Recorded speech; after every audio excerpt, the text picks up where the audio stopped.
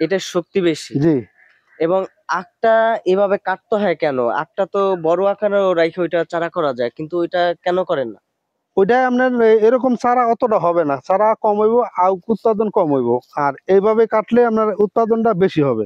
এভাবে কাটার পরে এটারে কিভাবে চারা করতে হয়? এটার যেমন আপনার এই মাটিতে সুন্দর করে মাটিটারে বানায়, যেমন সার ঔষধ দিয়া বানায়া, তারপরে আপনার একটু পানি দিয়া এটারে সুন্দর করে মাটিতে বিছায় রাখলেন।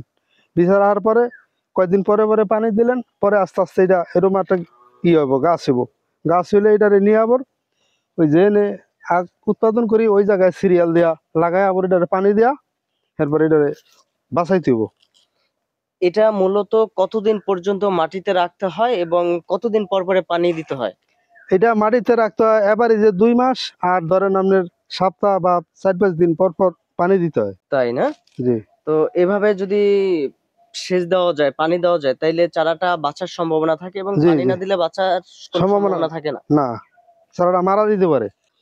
এবং এই আখ, আমরা জানি যে আখে প্রচুর পরিমাণ শক্তি থাকে এবং জি এই শক্তিটা তাৎক্ষণিকভাবে কাজ করে যখন খাওয়া হয়। জি। সেক্ষেত্রে আপনি আহ, আখটা যখন খান, আপনি কি বুঝতে পারেন আসলে এই আখের মধ্যে একটা আলাদা একটা শক্তি আছে?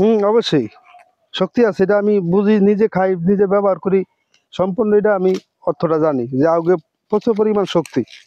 এবং শরীরের যে কঠিন রোগগুলো থাকে সেই রোগগুলোর নিরাময় করে আখ। হ্যাঁ জি। সেক্ষেত্রে আপনি যখন খান তখন কি বুঝতে পারেন যে আমার রোগের উপকার হচ্ছে? হ্যাঁ হ্যাঁ অবশ্যই, আমি এবারে যে দেখা যায় কোনোদিন আপনার 3 গ্লাস 4 গ্লাস একসাথে খায়ালাই, অর্থাৎ দিল মানে শরীর যখন যখন করা হয়ে জায়গা, যখন দেখা যায় আমার একটু সমস্যা হয়ে যায়, তখন 3 গ্লাস 4 গ্লাস খায়ালাই একসাথে।